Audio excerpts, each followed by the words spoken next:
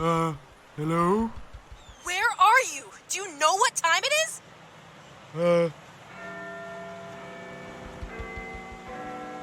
No. Hello everyone, this is Chris, and if you look inside of my hotbar, you might notice a few special types of blocks inside of them. Yeah, as of today, a brand new beta released with all the, deep dark skulk blocks that we saw during the Minecraft live show. And while these aren't in the fully completed state, I think they are completed enough to the point where I can actually show you exactly what these 5 types of blocks actually do. So like, subscribe, etc. But yeah, let's check out and see what all these types of blocks actually do. So first off, we have the Skulk Sensor. Everyone knows the Skulk Sensor at this point. Basically, wireless redstone at this point. So I won't really focus on that one too much. The other ones, on the other hand, seem very, very interesting. Starting off with the Skulk Catalyst right here. If you remember at the Minecraft live show, the way this thing actually works is, basically a mob has to die around it for, I guess, XP to drop, and for it to collect it itself, which will then spread the other skulk blocks. So if we just kill, say, a pig, then it should, yeah, there we go. It picked up the XP, and it actually spread it where that pig died. And let's test it again. Let's see if it's just a one-time fluke, or if it actually, yeah. So it seems as though wherever the mob dies will depend on where the where all these skulk blocks grow, and the blocks that grow, from the looks of things, actually seem to be the skulk vein with this sound right here. Pretty squishy right there, and the skulk block itself. Again, a very squishy type of block right there, but yeah, I'm really liking the way these blocks look. I'm really liking the way this thing actually works, and yeah, a new way in actually farming all these skulk blocks. I'm not seeing any of the skulk sensors yet, but I'm sure they'll be able to generate into. And it looks like if you kill a mob where there already is some skulk, then it won't necessarily spread as much, obviously, because, you know, there is no place to spread it at. But if you do kill it, say, on the edge, then they will actually be able to spread it across the place. And from the looks of things, if you want to get that XP that mob actually dropped, then what you have to do is you have to use a normal unenchanted hoe to break it, and then it will drop the XP. But in case you do want the block itself, then just use a silk touch hoe, and then you'll actually get and you'll be able to pick up all the blocks around it. It looks like none of the skulk veins are dropping any XP, so in case you want to get yourself some free XP around the place, then kill them around, or break the skulk blocks themselves. Oh, and in case you're wondering, they don't seem to be generating inside the world yet. They seem to be creative only, but I'm sure eventually in time that will be changed, and they will spawn inside the world. Now moving on to this particular thing right here, known as the Skulk Shrieker. The thing which seems as though will be able to spawn in the actual, I guess, warden itself. And yeah, as of right now, at least in the Minecraft live footage, it seems as though the Skulk Sensor was able to activate it somehow. But as of this beta right now, it seems though that's not the case, and the only real way you can actually get it to activate is if you manually do it with redstone. So if we do that, then it should... Oh, okay. I thought I was doing it right. Maybe like this?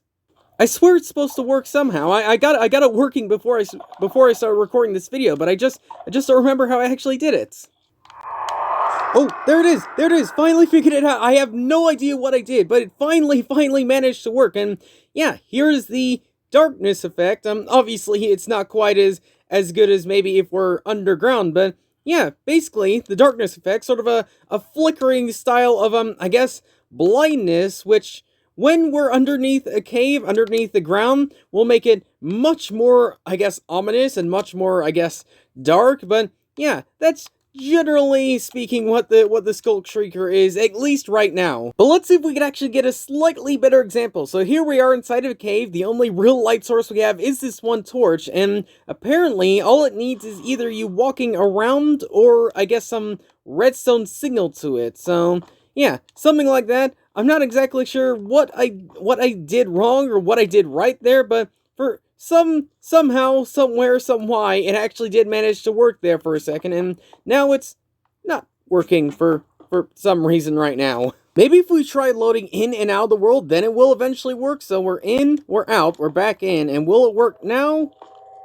There's some cave noises, but it's still not working. So yeah, if you can't tell, betas are very subject to bugs, and yeah, not exactly sure how this thing works, not exactly sure how to get this thing to work, but somehow, some way, it will give you the darkness effect. Wait, why didn't I think of this before? Why didn't I just, like, give me the effects? But okay, let's actually do that now. So if we, give it to us, and we could see, yeah, it is extraordinarily dark inside of here. Even with the torch we have on right here, it still doesn't necessarily help us that much in actually seeing too well. Even with, like, the clear blue sky in the sky, doesn't really, give us too much help inside of here, but thankfully it will only last a few seconds. But yeah, darkness is a very, very terrifying thing, especially when we get the warden inside of here.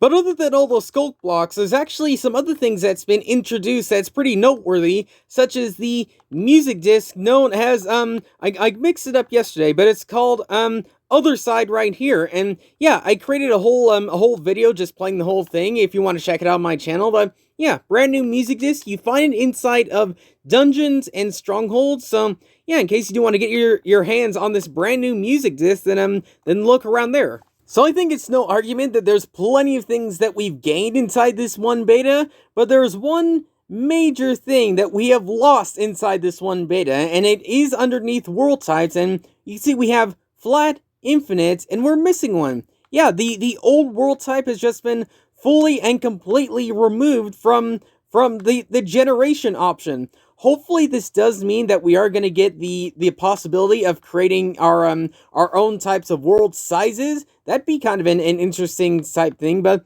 as of right now, if they're just getting rid of it, then that's kind of a sad thing. I kind of liked having an old style world, even if it was like incredibly tiny. It was still kind of interesting to check out and look around. But yeah, let me know what you think of this beta down below in the comments. But for now, thanks for watching, and I'll see you all later.